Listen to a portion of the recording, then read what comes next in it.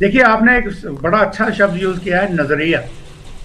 तो एग्जैक्टली जब हम रिसर्च करते हैं तो we normally quote a verifiable reference. किसी का आर्टिकल है, किसी की किताब है, किसी ने कोई स्पीच दी है। बट अभी जो मैं बच्चों को सिखाता हूँ रिसर्च करना, I am writing a book and I have had some research scholars जिनको मैंने पीएचडीज कराई हैं। तो मैं उनको बोलता हूँ कि देखिए, जब आप किसी की कोई रेफरेंस पढ़ते हैं तो आदमी की आइडियोलॉजी भी देखिए, उसके सर्कमस्टेंसेस भी देखिए, उसकी क्या मजबूरियां रही होंगी। कि अगर एक आदमी की आइडियोलॉजी कम्युनिस्ट थी तो वो फ्यूडलिज्म के अगेंस्ट उसने बोलना ही बोलना है। तो अगर उसको आप पकड़ के चारों जगह पे कोट करना शुरू कर देंगे तो वो झूठ एकदम सच हो जाएगा। और हमारी ट्रेजेडी जम्मू कश्मीर में ये रही कि उसके उस वक्त हमारे पास अच्छे स्क्राइब्स नहीं थे, अच्छे लिखने वाले लोग नहीं थे। तो जो भी थे वो सारे के सारे लिखते थे anti Maharaja, whether they were pro India that is Nehru, pro Pakistan that is Jinnah, और प्रो ब्रिटिश। तो बहुत सारे लोगों को लोग कोट करते हैं। बट जो आदमी जम्मू कश्मीर की धरती पे कभी जिसने कदम नहीं रखा, उसने 5 किताबें लिखी हैं कि 50 लिखी हैं, हाउ डू यू कंसिडर मैं एक्सपर्ट? कि just because is quoted some people like that is not expert. जब तक आपने लोगों की नब्ज नहीं पहचानी तो आपको क्या पता है। अभी आपने सवाल जो दूसरा पूछा था कि महाराजा को जब देश निकाला दिया गया तो वो वापस नहीं आए, बोले क्यों नहीं।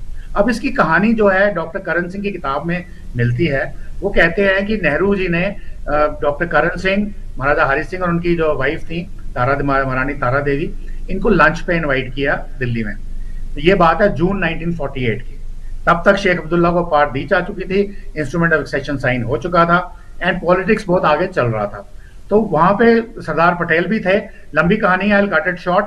सरदार पटेल ने बोला रात का डिनर आप हमारे साथ करेंगे। तो डिनर के बाद जो बताई जाती है बात, डॉक्टर करण सिंह बताते हैं कि महाराजा ने पूछा सरदार पटेल से, सरदार पटेल ने महाराजा को बोला कि आप स्टेट में वापस नहीं जाएंगे और आप दूर रहें, क्योंकि हमने ये यूएन में जो हमने कदम रखा है वहां शायद प्लेबिसाइट होगा।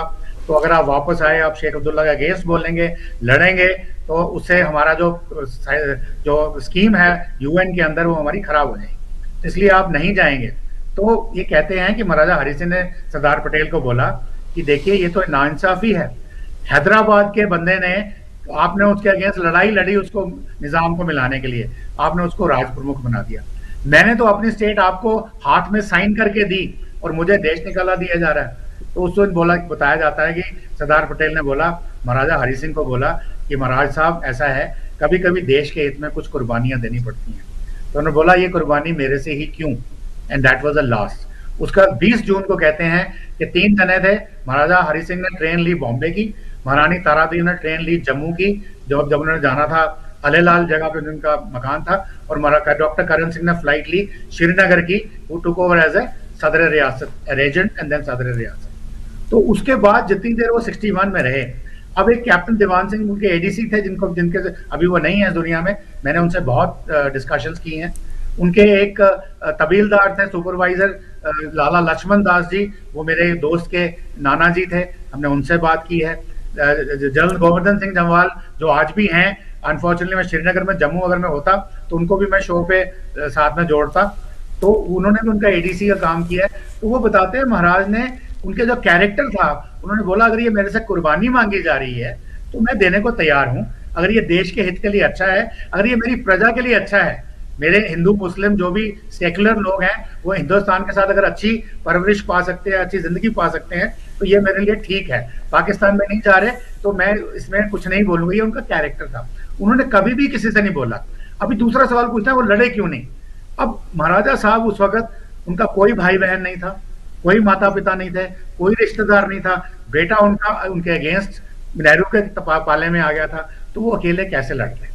तो उन्होंने जिंदगी में जो उनका पैशन था, पोलो खेलना, राइडिंग करना, जो उनके नवाबी शौक थे, शाही शौक थे, तो उन्हीं के साथ उन्होंने अपनी जिंदगी गुजार दी रादर देन कमिंग बैक। क्योंकि वापस आते तो उनके बेटे की जिंदगी भी खराब होती, और उनके बेटे जो है उनको उनके अगेंस्ट जम्मू के कोई 45-75% लोग उनके बेटे के अगेंस्ट हैं कि आप अपने फादर को कैसे धोखा दे सकते हैं। तो मैंने डॉक्टर करण सिंह जो हैं, हमारे बहुत प्रतिष्ठित व्यक्ति हैं, दिल्ली में रहते हैं, श्रीनगर में भी रहते हैं, तो मैंने उनके साथ, मेरा उनसे काफी थोड़ा रास्ता है।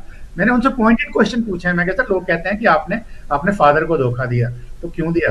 तो वो बोलते हैं बेटा उस वक्त मैं 17 ईयर्स ओल्ड था और मैं भी दून स्कूल का पढ़ा हुआ हूँ, और मैंने भी दुनिया घूमी हुई थी, और उस वक़्त उनको चोट भी लगी हुई थी। He was away for his treatment to US. He says, I would see that feudalism has to finally go and democracy was coming. And if my father what was wanting, if he would have come back, this would have been part of the feudalism. And that is the first reason I thought I must side with this wings of change. And especially जब नेहरू जी चाहते हैं कि मैं सदर रियासत बनूं, तो ताकि मैं एक लास्ट लिंक तो रहूं, जो मेरी फैमिली का लिंक है वो जम्मू कश्मीर के साथ रहे। आज धर्मर्थ ट्रस्ट अगर है, अमर महल है, या हमारे जो हेरिटेज प्लेसेस हैं, वो सब उसी वजह से बचे हुए हैं। तो मेरे ख्याल में ये एक सही सोच थी। हालांकि वो उनके अपने फादर के अगेंस्ट थे। फादर ने उनको बोला कि मेरे पास इतनी दौलत है कि आपकी कई पीढ़ियां बैठ के खा सकती हैं।